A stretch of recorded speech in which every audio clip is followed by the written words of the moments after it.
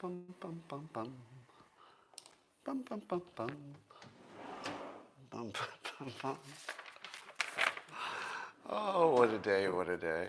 Come on in, come on in. It's time. It's time for Coffee with Scott Adams, best time of the day. And not only is it the best time of the day, but this might be the best Coffee with Scott Adams of all time. Now, I don't want to build it up too much. You might be disappointed. But I feel like we have all the raw ingredients for the best show ever. And if you would like to enjoy it to its maximum potential, well, it doesn't take much. All you need is a cup or mug or a glass of tankard, chalice or stein, a canteen, jug or flask, a vessel of any kind. Fill it with your favorite liquid. I like coffee. And join me now for the unparalleled pleasure, the dopamine hit of the day, the thing that makes everything better, including your Zoom calls. It's called the simultaneous sip, and it happens now. Go. Oh, yeah. I feel the goodness coursing through my veins. So, I don't know where to start today. It's such a funny day, but I'm going to start with potential good news. All right? Oh, yeah, we'll get to Jeffrey Toobin. We'll get to that. But let's start with some potential coronavirus good news. So in Reason, the publication Reason, they estimated in an article that it would cost around $20 billion to provide 330 million Americans, so basically all of us, with home test kits at $1 a piece for weekly use. So it would cost you $1 a week to test yourself at home with these test kits. And it would only cost $20 billion. Now, if you had vaccines, or you knew that vaccines were coming, how does that make you feel? Well, it might make you feel optimistic. But a lot of you are thinking, I'm not sure I want to sign up for the vaccine first. Maybe you other people take the vaccine, and a couple of months from now, I'll check into it. So we have some bad feelings about vaccines that is neither conservative nor liberal. There's just a general uncomfortableness with rushing that sort of stuff, quite reasonably. But suppose I told you this, that the government had a plan that by a certain date, we would have enough tests that you could get a test once a week for $1, and everybody could do it as much as they wanted. It's just $1. How would that make you feel? Let's say you knew that we could do that by end of the year. You'd be pretty happy about that, because that feels like the end of the pandemic. Now, it wouldn't end it, with one crushing blow, but if everybody could get a test for $1 once a week, you would really be putting your boot on the bug at that point. So you might ask yourself, well, if it's only $20 billion, and in the context of spending literally trillions to get past this pandemic, 20 billion would be quite a deal. But I'm a little unclear about whether the FDA has approved this. So the article was a little unclear on that. So I need a fact check on that. I know that it was illegal to authorize these, and there was some obstacle, I don't know what it was. But at the moment, there are a number of companies, say the article in Reason, including biotech startups, E25 Bio, and then there's OraSure and 3M, etc. So there are a bunch of companies making these tests. Here is how President Trump could win the election pretty much indeed. He would need to produce a roadmap, very simple roadmap that says, here's where we are, and by this date, we'll have enough tests that every person can get a test for $1 at home, and you'll have quick results. Now, if he told us that here's where we are, and here's the day that we'll have enough tests, I would feel like I saw the end of the pandemic. It might not be, but it would certainly feel like it, wouldn't it?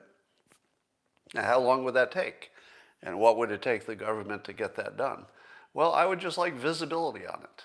I would like to know, is there an FTA obstacle? If there is still a legal obstacle, when will that be removed?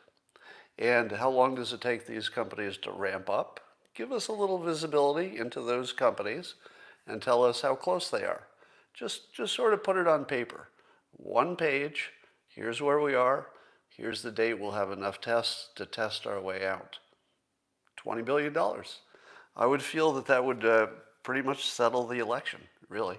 Because the coronavirus situation is going to turn on how scared you are about the pandemic.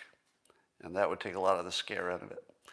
Apparently there's the new rule for the presidential debate is that the microphones will be turned off when it's not the candidate's turn to speak. What do you think that's going to do to President Trump's debate game? Well, your first impression might be, oh no, he can't interrupt. And it's the interrupting that's sort of the fun part and gives it a life. But I would argue this is going to work in Trump's favor. Because what was the one big thing that people didn't like about Trump's performance last time?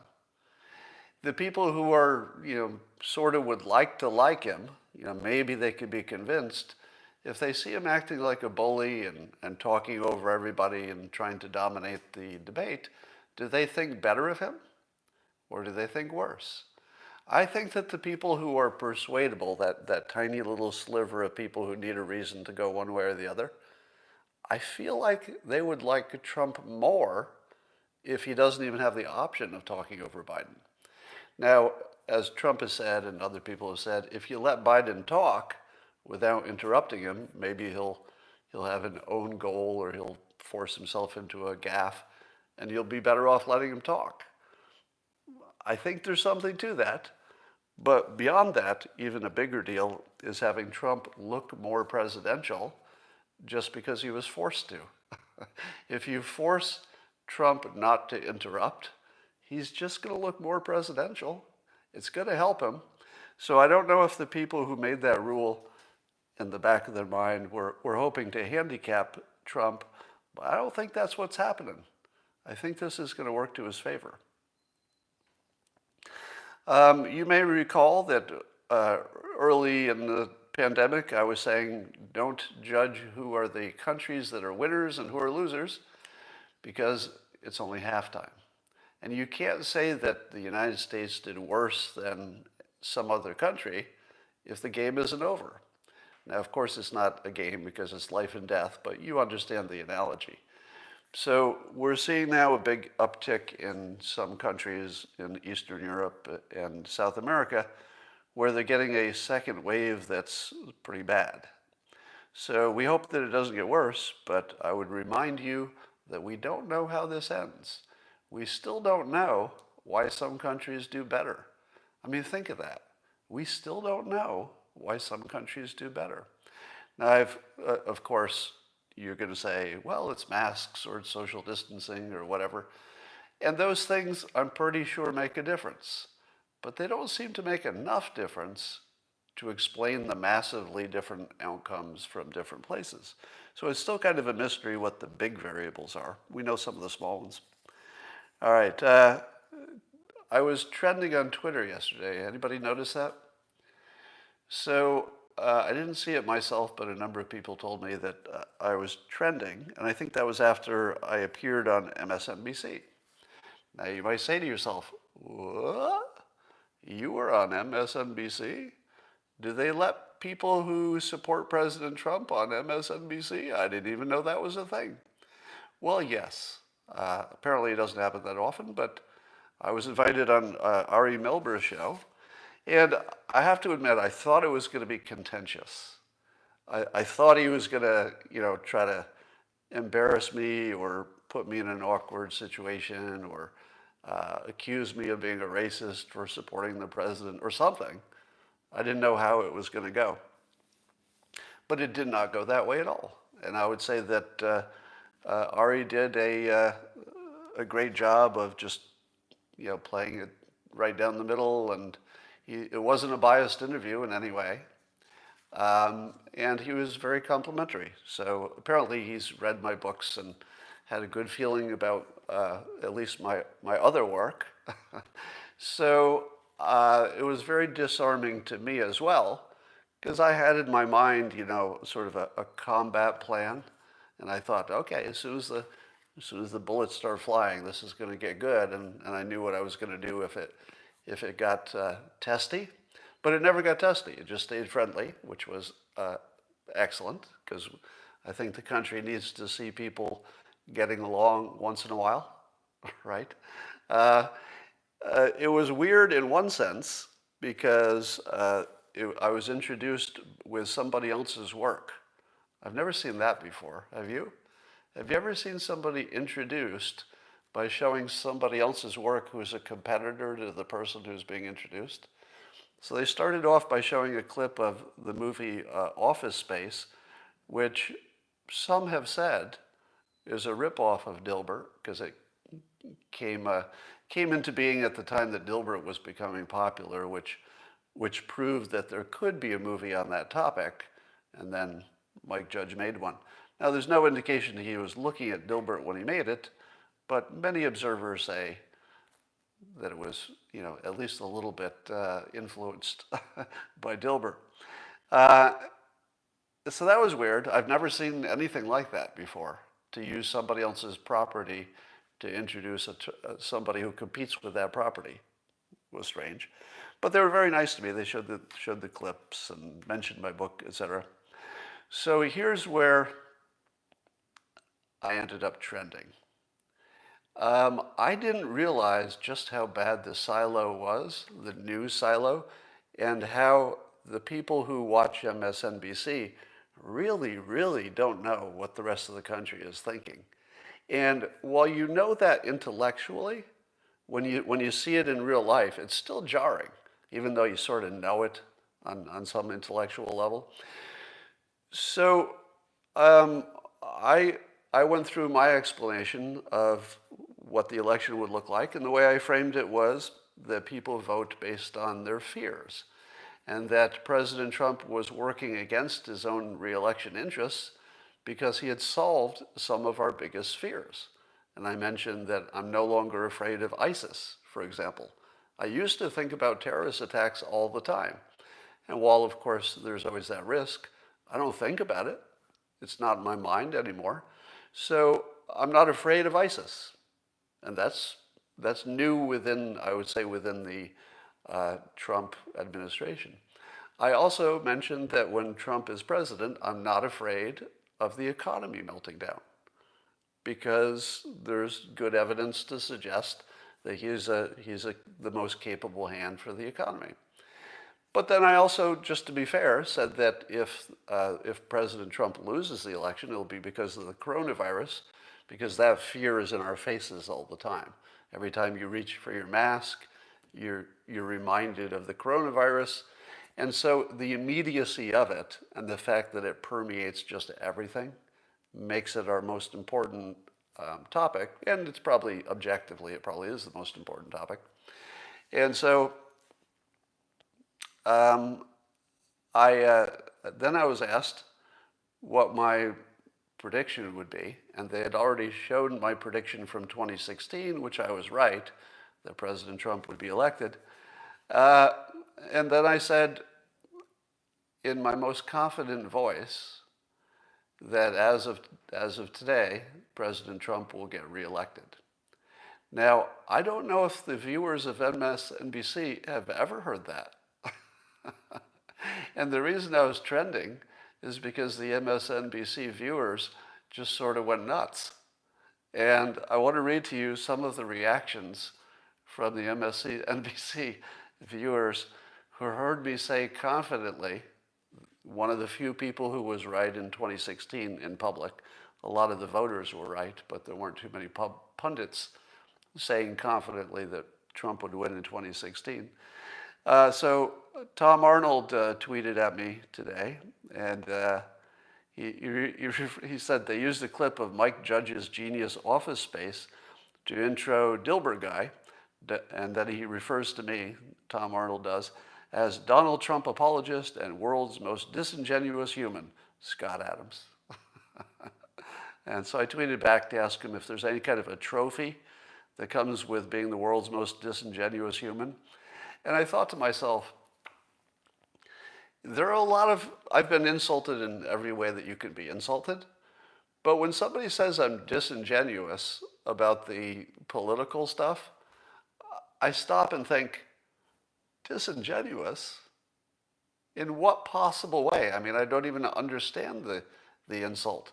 I mean, if somebody calls me stupid or untalented, I know what that means. You know, even if I think they're not right, at least I understand it. But disingenuous? Why? Why would I be disingenuous? Because saying that Trump will win or saying anything good about Trump is certainly not good for me. It's not good for my career. It costs me a fortune. It's not good for my social life. It costs me most of my friends. It's not good for me safety-wise, because I worry that if I go outside and I'm recognized, somebody will hit me with a big object. So why would I be lying about it? What would be my motive to be disingenuous? Am I trying to lose money and be in physical danger? Is it because I like the attention? Of course I like attention, but I'm pretty sure I could have gotten it a different way. You know, Alyssa Milano got plenty of attention, and she wasn't backing Trump. So I know I can get attention. I don't need to get it this way. So, I'm not mocking Tom Arnold. I'm just, it's jaw-dropping when you see somebody else's interpretation that you have the advantage of because it's your own mind they're talking about. I mean, this is a stranger, someone I have never met, who is evaluating in public my inner thoughts. How likely is he right about that? Well, he's not right. Because I certainly don't think of anything I'm doing as being disingenuous. I think of it as precisely the opposite by design. Here's what some other people said in the comments when these are people who saw me appear on MSNBC. And keep in mind, this is the first time they've heard anybody say confidently that President Trump is likely to win re-election. First time they've heard it in months. Here were some comments. Quote, I felt physically ill when he said this. Another one, it made me sick. Actually, it made them physically sick to hear this. Depressed the hell out of me that he made such a declaration. I hope he regrets his prediction. Notice that there's always a little bit of revenge built into the comments. They actually want me to suffer because of my prediction. Literally want me to feel pain because I have an opinion of what might happen in the future. This is really sick stuff. Here's another one. After the interview, my husband said, quote, I'm throwing Scott Adams' autographed book in the trash. Another one said, I was devastated when I heard that. Who is devastated watching television? When was the last time you were watching something on the news and it wasn't, about some terrible tragedy or something? When have you ever watched just some ordinary political pundit thing on the news and felt to yourself sick in your stomach or devastated? Or here's some more of them. I don't agree with anything said by Scott Adams. He's a well poisoner. He shows up to create havoc. I'm a well poisoner? Why would I want to poison a well? Why would I want to poison anybody's well? Why would I want anything that's not generally good for the United States as a whole? Why would I want that? In what world would any of that make sense? Here's some more. That was frightening. I'm still bothered. So people were shaking. They were just like shaking with anger and pain and stomach aches because they heard somebody who didn't look crazy say that Trump could win re-election and he could do it on the strength of being good for the economy and good for international stuff. Here's another one. I threw up in my mouth when I heard him say that. So, it was really, really interesting to see the depth of how low the information is on the left. I would argue, as I've argued many times, that the people on the right, they can't avoid seeing the information from the left because it permeates everything. So whatever the left narrative is, everybody knows that. But the left does not see the right. And the first time they see somebody who doesn't look insane, with an opinion that actually is coherent, they didn't know what to do. It actually made them sick to hear a different opinion. I mean, seriously, when was the last time you got sick hearing an opinion? I think it's 0 times for me. All right, let's talk about the best story of the day, Jeffrey Toobin. Are you ready for this? So I believe by now you've all heard the story that CNN's legal analyst, Jeffrey Toobin, was on a Zoom call with some of his professional colleagues, believed that he had turned off his camera and sound, but he had not.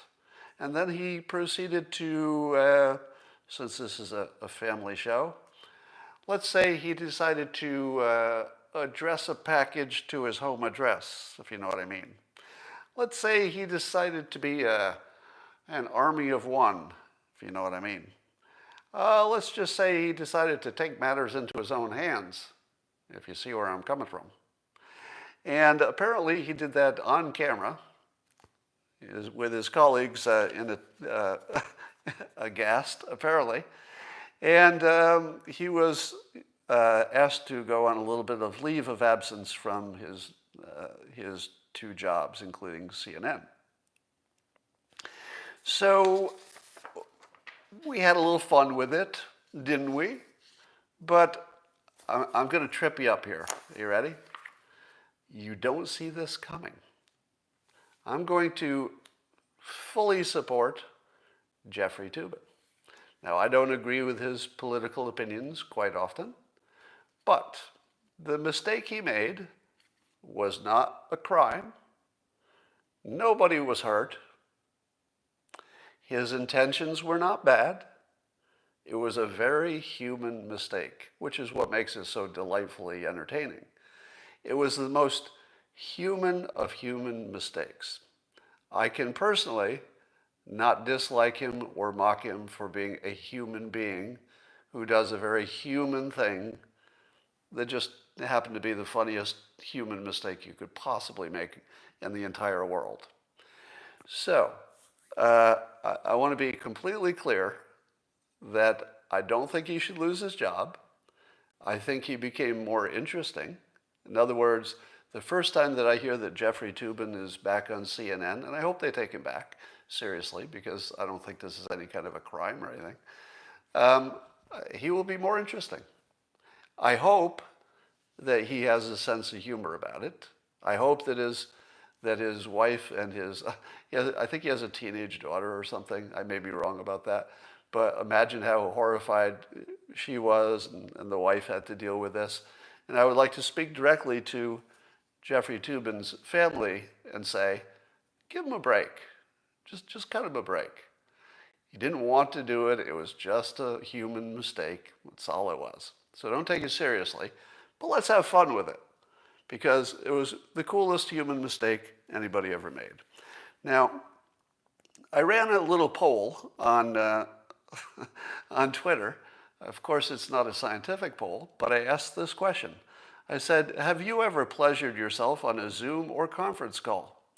I got over 12,000 responses, and here were the 3 choices. Number 1, that's the best time. 38%.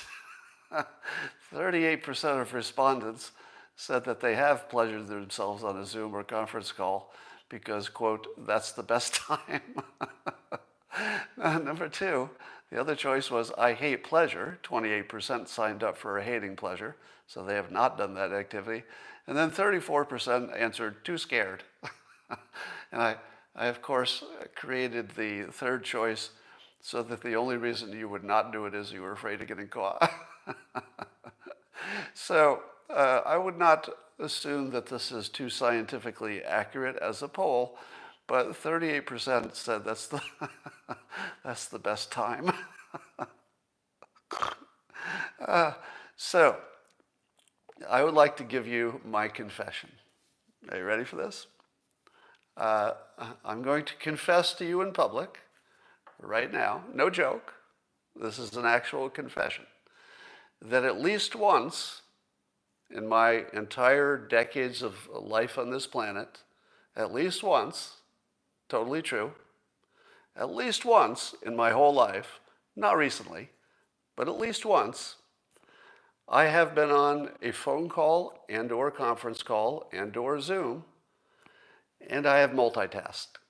I've multitasked. I would be in the 38% who answered my survey by saying that's the best time. But if it's any comfort to Jeffrey Toobin, and I'm just going to say, I am Spartacus. This is the closest I've ever come to an I am Spartacus moment. And I want to say, hashtag Metoobin. Hashtag Metoobin. But I would like to also add a defense to Jeffrey Toobin because I know this will come up. One of the things you're asking yourself is it because there was somebody on his Zoom call who was unusually attractive and that he was sort of responding to an actual person on the call, which would make it worse, right? Like you would be extra creeped out if it was because there was somebody on the call. Now, we've seen a picture of the people on the call. Somebody was nice enough to show some public photos of the other people who were alleged to be on the call. I would rule out the possibility that he was inspired by the other people on the call. I don't want to be unkind. I'm just saying it's very unlikely that the people on the call were who inspired him. And I would also like to say that, and this is for the benefit, only for the benefit of the women who are listening to this, because all the men already know this. So this is universal male knowledge that if you're a woman, you'll be hearing it for the first time. We don't really need a reason. If you're saying to yourself, what was it that inspired Jeffrey Toobin at that very moment to engage in that activity? Ladies, we don't need a reason. Doesn't really have to be inspired by anything. We don't really need a reason. Being bored is enough of a reason. And let me say this, if you've ever been bored on a conference call and you're a guy and you're alone and it's a really long conference call and you don't have to talk and you're just all by yourself at your home office, you've probably at least thought to yourself, is there anything else I could be doing now? So that's just for the benefit of the women who don't know how men think. But let me read to you some of the jokes that came out of this that were just precious. Now, one of the advantages I have, and I did this intentionally, is I do this Periscope early in the morning. So if there's anything that's new, I can get it while it's fresh. Because anybody who goes on, like, I feel sorry for, the people on the 5, because they have to wait till the afternoon to talk about this. Actually, they may have talked about it yesterday. But anybody who has to wait, all the good jokes are already gone. So I created that web cartoon called Robots Read News, where it's just a robot reading the news, and he never changes, so I don't have to do the art. And I can just quickly retype new words into the comic and publish it. So I can be the first one to use up all the good jokes before other people get to them. But people were very fast. And here are some of the jokes that came out of this. First of all, the hashtag Metoobin. Metoobin is the best hashtag ever. And if you're wondering if we live in a simulation, I would like to offer this evidence of the simulation. What are the odds that the one guy who gets caught in this behavior also has a last name that sounds a little bit like the behavior? You hear me? Let's say I had been caught making the same mistake. could anybody make fun of my last name? Would they say, yeah, he was Adamsing? Doesn't really work, right? How about, any other name? Yeah, he was smithing. Nothing. But if you say he was Toobin, doesn't that sound a little bit like the thing he was actually doing? Yeah, Jeffrey was Toobin. He was Toobin, all right. So I don't know what the odds of having a last name that sounds exactly like the thing you got caught doing, but it's probably small. It's probably small. The odds are small, that is. Here's some more jokes. Somebody said that it was Russian disinformation and that was not actually his penis. That was Russian disinformation. I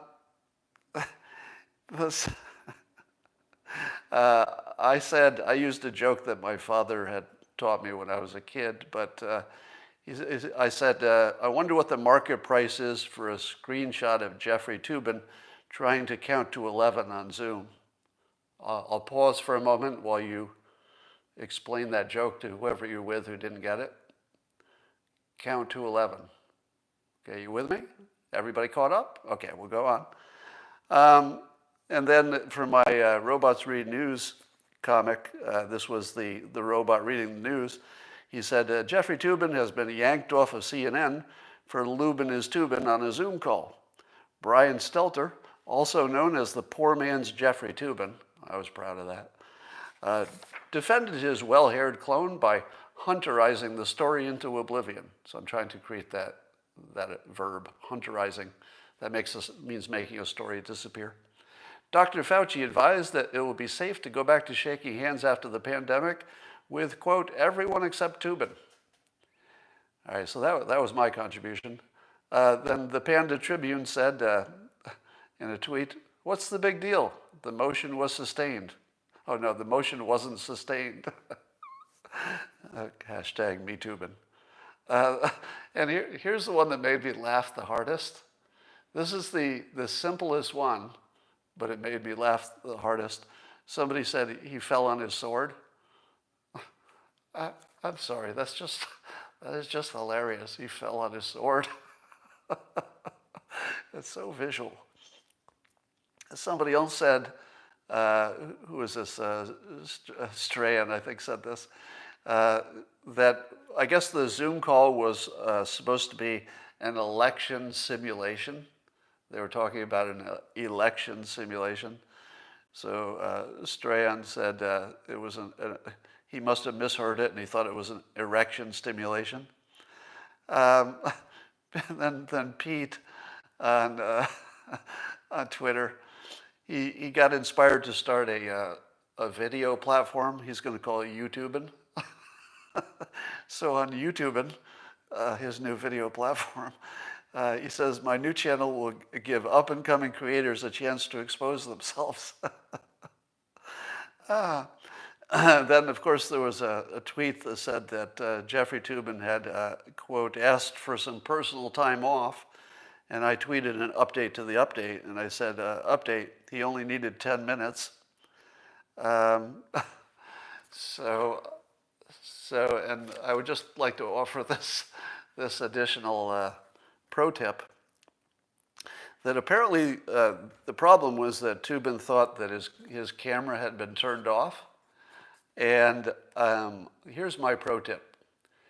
If you need to turn the camera off, you're a rookie. Because you should have prepared before the camera came on, and then you could enjoy yourself all the way through the Zoom. Nobody needs to be the wiser. Now, the other thing that's hilarious about this is there are a number of articles and tweets and stories about Jeffrey Toobin. And of course, they look for a picture that's available on someplace that they can grab a photo and run with the tweet. The photos that people are running with these Jeffrey Toobin stories are so frickin' funny. Because Toobin is one of these wide-eyed people where when he appears on TV, his eyes get bigger. And now every photo I see where it's a video or a photo from, let's say, the chest up, you can just imagine what's happening from the chest down. And his face, by coincidence, his face looks exactly like he's not wearing pants. So he's always got he's got this wide-eyed face, like whatever's going on below the camera view is probably more exciting than whatever's happening above the chest, if you know what I mean. All right. That's just the best story ever. Let's talk about something else. So, rapper 50 Cent saw Joe Biden's tax plan, which would tax him in California at 62%. 62%. I don't know why I'm laughing, because that would be my tax. That would be my tax rate if Biden wins. 62%. And 50 Cent said basically, screw that, and he endorsed Trump. And so I tweeted about 50 Cent's endorsement. I said, no one wants to be 19 cent. Now, I don't know how many people checked my math, but if you tax 50 cent as 62%, you end up with 19 cent left over. So 50 Cent doesn't want to be 19 cent. So let's talk about the real news. So it looks like the biggest problem for Biden that's coming out of these emails, the Hunter Biden emails on the laptops, is the reference to this. It says 10 held by H for the big guy. H, we believe, is Hunter. The big guy, we believe, is his dad. And in the context of the email, the 10 being held was money. So the way the email looks, it's a little cryptic, but it sure looks as if Hunter is saying that he is going to hold some money so that there's no digital record of his dad getting the money, but it would be for the benefit of his dad, the big guy. And what happened by coincidence is that because the debate is scheduled on Thursday, it allowed Joe Biden to put a lid on and pretend that he's using all of that time to practice and get ready for the debate. Because he can't be in public because he'll be asked that question, right? So he has to stay completely out of the public, because even if he refuses to take questions, the video will be people shouting questions at him and him not answering. Or he might answer, awkwardly or angrily or something like that. But it is amazing to me that this story is out there and is being completely ignored by the media on the left. Now, could it be that if you asked Joe Biden, what does this mean? Or you asked Hunter Biden, what does this sentence mean? Maybe they have a good explanation, but they haven't offered one. What does it tell you? That neither Hunter Biden nor Joe Biden have offered a denial about the laptops, a denial about the emails being accurate, haven't said a word about the truth of them, which of course tells you that they know they're accurate. Here's what one of the articles on CNN said. It was talking about Trump saying that Barr should appoint somebody before the election to investigate. And this is the sentence on CNN. It said, Trump says Barr must, quote, appoint somebody before election to investigate the baseless Biden claims. Baseless? What do you mean baseless? I just read you the sentence in the email on the laptop that indicates an obvious crime, which would be, if true, would be such a horrendous crime and abuse of office that it would change the entire nature of politics and, if not the world, because whoever's president in the United States has a big impact on the world. And CNN has the gigantic brass balls to say it's baseless. What would be their backing to say that this evidence, which might not be true, it might not be exactly what it looks like, might not be, but is it baseless? This is the base. This is the base. So they just don't report it, and they can call it baseless. Watching this happen in real time is so mind-boggling to see that our trusted institutions have fallen this far. you don't even know what to say about it because it is so beyond imaginable, really. But of course, boosting this ridiculous stance that it's a baseless claim, as you know, Clapper and Brennan and 50 other ex-Intel people have put out a letter in which they say, let's see, what did they say? Outlining their belief that the recent disclosure of emails allegedly belonging to Joe Biden. Really? Allegedly? Now, I get that anything could be wrong, but allegedly? Okay.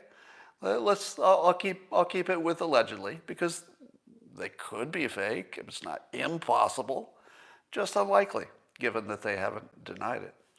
And they said they outlined their belief that has all the classic earmarks of a Russian information operation, even though they acknowledge in the letter that there is no evidence whatsoever that it is a Russian disinformation operation. Think about the balls of this.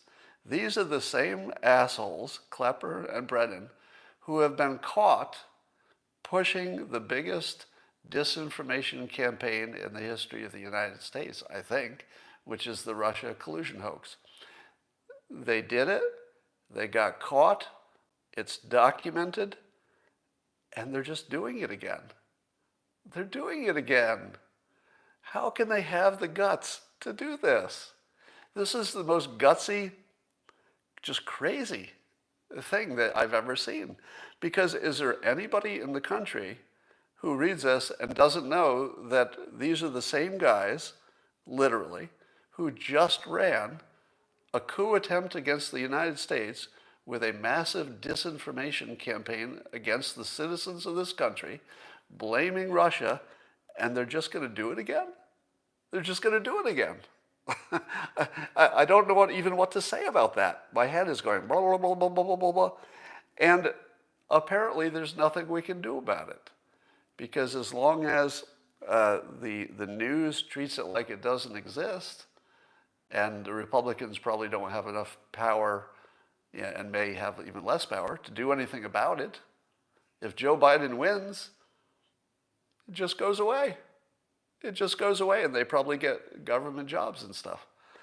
So I tweeted this morning that got a lot of pickup. I said, is it my imagination or are ex-Intel heads from the Obama-Biden administration running a completely obvious disinformation campaign on the American public while asking to be returned to power? That's actually what's happening. And I'm not guessing. I'm not guessing. It's right in front of us. There's nothing hidden about it. And they even say in their letter that they have no evidence that it's Russia. It just looks like a Russian disinformation campaign. Do you know what else it looks like? It has all of the, let's see, to use their words, it has all of the classic earmarks of the same fucking thing you did in 2016, 17, and 18. Do you know what classic earmarks this has? It has the classic earmarks of you fucking guys trying to overthrow the country again with a disinformation campaign against the American people. You should be in jail. This should be jailable. I don't know what crime it is, but it should be jailable. If you've ever been a head of a U.S. intel agency, and then after you've left office, you run a disinformation campaign against the American people, that ought to be a crime. Can we not make a crime? Can Congress not pass a law that says you can't run a disinformation campaign if you used to be the head of the CIA or head of an intel agency? I feel like that's important. It's amazing. All right. And why is it not the only headline? Can you think of every story that's happening? Of course, the election's a big deal. Coronavirus is always a big deal.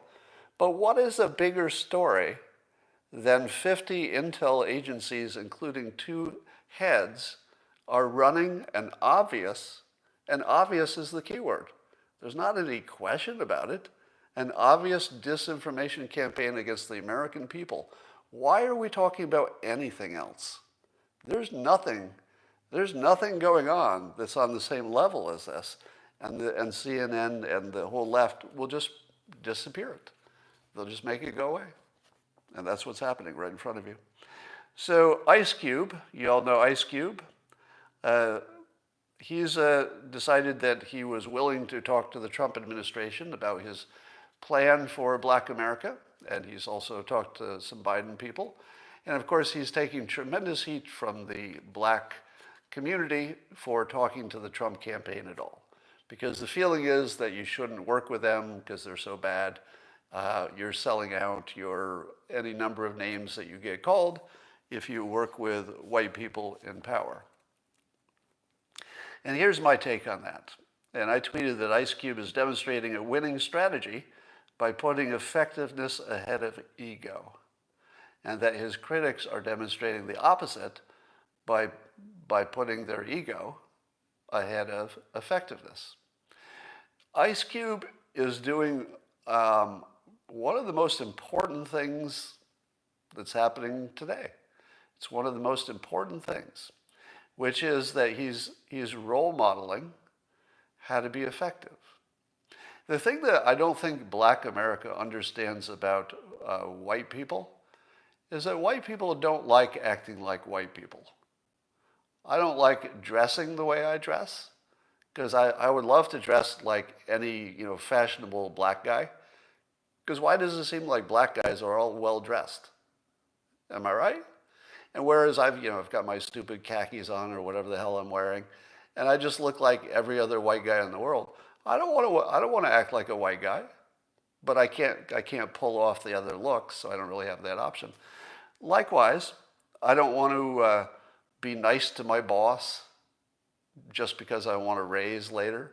There are a whole bunch of behaviors where your average white guy is sort of sucking it up and playing along and doing what is expected and going with the flow. We don't like any of that. But the reason we do it, the reason we sublimate our egos, is because it's effective. It works. So if I can manage my ego down, then I can take a job with a terrible boss and terrible conditions, but I can turn that into something good for me and my family, right? So I'm gonna lower my ego, eat a pound of crap to get something done. And that's what Ice Cube is doing. He, of course, had to know that talking to the Trump administration on this topic was going to cause him to eat 10 buckets of crap from the people that used to be his friends a day ago. He knows it's a reputation hit. He knows it doesn't make him look cool to the people he might want to look cool to. He's taking a risk. It's a big one. And so he's also modeling how to succeed. Because Ice Cube, remember I've told you this quote that is just my favorite quote about success. And I always feel bad because I don't know who said it first. I just stole it from somebody. I heard it once. And it's this: if you want to be successful, figure out the price and then pay it. Figure out the price of success and then pay it. And then you'll be successful. Ice Cube figured out the price of success. So he not only did he go do the work of putting together, a plan, he did the work. He's not just a celebrity who's talking on Twitter or something. He did the work. He put together a plan. Congratulations, Ice Cube. I appreciate that. As a citizen and as a patriot, thank you. Thank you for doing that. Now, I might not like any of the ideas on there. I haven't looked at them in detail, but I certainly appreciate, the Americanness of putting the plan together and promoting it. But he did this at great personal expense. So he took the advice. You want to succeed, figure out the price, and then pay it. So Ice Cube figured out the price, which was you got to put a plan together, and you're going to have to make yourself look really, really bad because you're going to have to work with some people that other people think you shouldn't be talking to. He figured out the price, and then he paid it. So if this isn't one of the best American things going on, I don't know what is.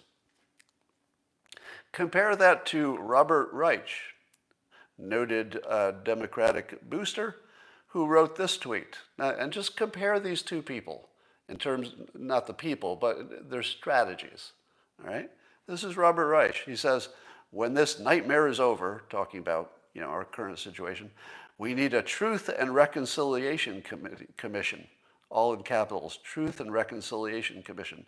It would erase Trump's lies, comfort those who have been harmed by his hatefulness, and name every official, politician, executive, and media mogul whose greed and cowardice enabled this catastrophe. So Robert Reich is putting together a strategy to make Americans hate each other and start a civil war. How's that work? How's that good for America? This is terrible. Don't follow this guy's example. This is the worst, this may be one of the worst things you've ever seen tweeted. And I mean that seriously, one of the worst things ever tweeted.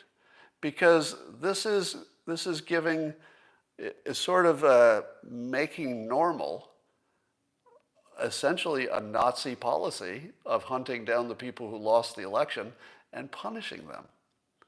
He's trying to normalize Nazi behavior. Now compare that to Ice Cube, who's putting a plan together to help a community that needs some help, and he's working with people that are hard to work with, and it's going to cost him a lot, putting his reputation, his ego on the line. Don't compare these two people. Ice Cube, A+. Robert Reich, garbage. Just garbage. This is just embarrassingly bad for the country.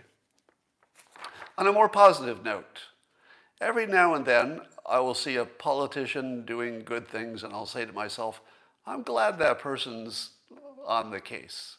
And I say that every now and then about Ted Cruz. The context here is that, I guess, Mark Zuckerberg and Jack Dorsey, separately, they're going to testify to Congress, and I guess Google's CEO, Sundar Pichai. So next Wednesday, they're going to talk to the Senate Commerce Committee, and they're going to be talking about Section 230 of the Communications Decency Act and all that. And Ted Cruz is sort of, I would say he's leading this issue. And can you think of anybody better? I mean, really. Yeah, as much as I just, insulted Robert Reich for doing the wrong thing, Ted Cruz has, argued to the Supreme Court a number of times and won. I don't think he won every one, but he's won more than he lost. And he is really, really good at communicating. He knows the law at the highest possible level, and that's what this is about. This is effectively a Supreme Court-y, Congress-y level thing. And aren't you glad that Ted Cruz is on the job? Just sort of a general compliment to Ted Cruz. He's not the only one who does good work, but when I see his name attached to a topic like this, I feel better because he's hyper capable in this exact stuff. And I guess the Trump administration is going to sue Google, maybe today, I don't know, or next week, or sometime soon. They're going to sue him over allegations of rigging search, I guess. So that's coming. So here's something else on CNN which probably explains why they get everything wrong. So there was an opinion article here in which they're talking about Trump, and he says his entire campaign is based on triggering a massive mobilization of his political base, blah, blah, blah. Talks about masks and stuff. And then it says of Trump that as president, he has, quote, a duty to keep all Americans safe. Would you agree to that? Is it Trump's job as president, as CNN says in this opinion piece, is it his duty to keep all Americans safe? I don't think it is, right? Does CNN not know the job description of the president? Because I'm pretty sure that's not his job description, to keep all Americans safe. My understanding is that his job description is to balance the interests of Americans, right? And safety would be one of the interests which the president balances. If the president decides in his role as commander-in-chief to go to war to protect the country, is he trying to keep all Americans safe? No, he's sending the military into harm's way because all things considered, that's going to be our best outcome of imperfect options. No, it's not the president's job to keep all citizens safe. It is the president's job to make sure the Constitution is followed and that our interests are balanced. And one of our interests is freedom. One of our interests is economics. One of our interests is to lead a quality life. Safety is another interest. It's certainly not our only one. And when you see this kind of a take, that it's the president's job to keep all Americans safe, I would say to myself, that would explain why their coverage makes no sense. Because if they believe that's actually the president's job to keep us all safe, the most impossible thing, then everything they said about the president wouldn't make sense, because they'd be starting with not understanding his job. How can they evaluate his job performance when they clearly don't know what his job is? That's not his job. And so everything they say about the coronavirus now makes sense. If they think his job is to keep us all safe, it would make sense that you would really go hard at him for wanting to open up the economy. That all makes sense. But if you knew that his job was to balance our interests and to obey the Constitution, you would say, yeah, what he's doing is right on that target. The president is doing his job of balancing our interests. Now, you might say, I would have balanced them differently. That's fair. But don't tell me it's not his job to balance our interests. That's just wrong. All right, I hope you enjoyed today's Coffee with Scott Adams. It was one of my favorites. I like it when the news is interesting. But all good things have to end, and I will talk to you tomorrow. By the way, before I go, many of you know I have extra content on the Locals platform, Locals, locals.com. You can go there and find me for those people who want to subscribe to that. An update, Dr. Drew is now on Locals. Greg Gottfeld is on Locals with extra content. I believe Kat Timpf is on Locals. So Locals has taken off. And full disclosure, I have a small investment in it as well. So that's all for now, and I will talk to you tomorrow.